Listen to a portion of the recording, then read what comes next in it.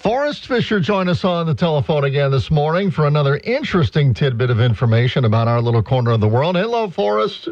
Hey, good morning, Jeff. Good nice morning. To be with you. It is nice to have you on the radio again, and I have received lots of favorable comments about our little segments that we have with you on Thursday mornings. People just love it.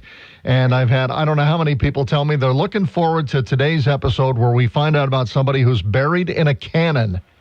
Yes. Yeah, this is probably one of my favorite little stories, too. The Civil War general buried in a cannon. One of Mifflin County's most memorable and colorful individuals, actually. Civil War Union Brigadier General John P. Taylor of Reedsville. He was 87 when he died in 1914, and it's reputed in the paper that he rode his horse actively up until he died. You know, 87 is quite a ripe old age for that time period. Oh, my heavens, yes. And he was very active. He was a world traveler. He had been to the Holy Land. He was a very prominent citizen. In fact, at the time he died, the Daily Sentinel reported on his death that he was one of Mifflin County's best-known citizens. I always thought that it was partly due to his striking appearance. He had a full beard and a large handlebar mustache, and this beard covered his chest. And he made an impressive speaker. And he loved to speak to the newly formed Boy Scout troops, and he would regale them with stories of his Civil War exploits. He had been the Grand Marshal of the 1895 Lewistown Centennial Parade. But it was probably Taylor's funeral plans, more specifically, I guess, his choice in coffins, that caused the most stir before he died. Rumor had it, and these tidbits were printed in the Lewistown Sentinel, that he was to be buried in a captured Confederate cannon to be recast into a coffin. Now, this was not just printed in local newspapers. The Philadelphia North American, which was a major East Coast newspaper at the time, had headlines, General Taylor orders coffin made from cannon. So it was a well-known little bit of information at the time, but the question is, how could this ever happen? How would it come about that you could even be buried in a recast cannon? Well, Taylor was born to an old Kishicoquillas Valley family. They had come before the American Revolution. And his family actually expected John to be a gentleman farmer. But he possessed this patriotic passion that, well, for example, when the Mexican War came along in the 1840s, he was just 16, but he was bound and determined to join, but was not allowed by his parents. So a few years later, when the Civil War broke out, he enlisted in the Union Army and was commissioned a captain. But even before that, in 1858, he had formed his own troop of horse soldiers, mainly from Kish Valley horsemen, that became known as the Mifflin County Dragoons. And they held the distinction of being the first cavalry company to offer their services to the state when the Civil War broke out. This is like Logan Guard stuff. Mm-hmm. So in 4 years of the Civil War, he went from a lowly lieutenant to a brigadier general. Wow. And in one battle in Northern Virginia at Cedar Mountain, he was actually had his horse, General, shot out from under him. He was almost captured.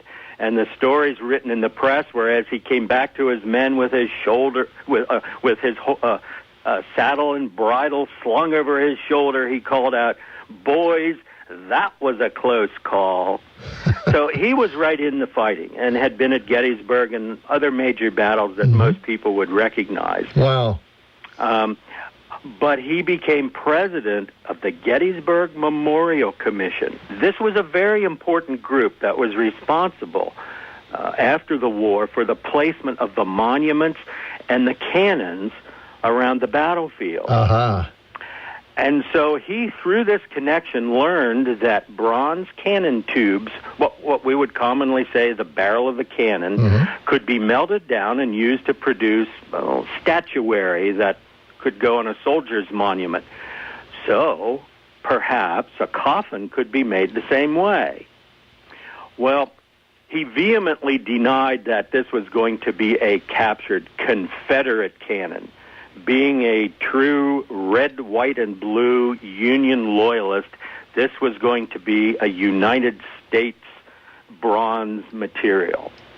So he spared no expense. It was $1,000 in 1914. That'd be $20,000 today. Okay. And he contracted with a foundry in Philadelphia, and they created an airtight, watertight bronze coffin.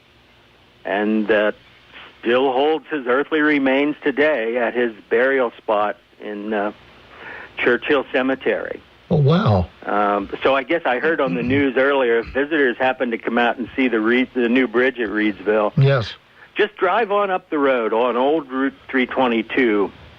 General Taylor's monument is quite prominent on the right in Churchill Cemetery. Pull the car off to the side of the road or into the cemetery, and you can walk back to his large granite monument. His impressive profile is captured in a bronze disc on the side of this monument, in his full beard, by the way. Okay. And this is Mifflin County's general, buried in a cannon. Wow. Isn't that interesting? It's very, very interesting. It really is. And, I've driven by that cemetery probably hundreds of times, Forrest, and I've never even thought about that. Oh, absolutely true. And excuse me. That's all right.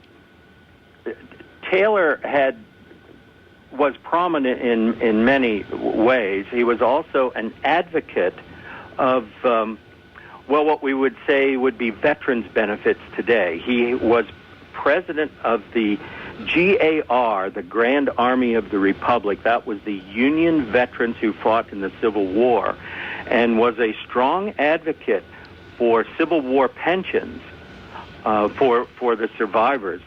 In fact, not recently I read that the Veterans Administration is still paying veterans benefits to a couple of surviving children of deceased Civil War veterans, even today. Now, it amounts to $20 a month, maybe, but yeah. And part of that is due to efforts by John P. Taylor. Wow, very, very. So he was the only general from Mifflin County.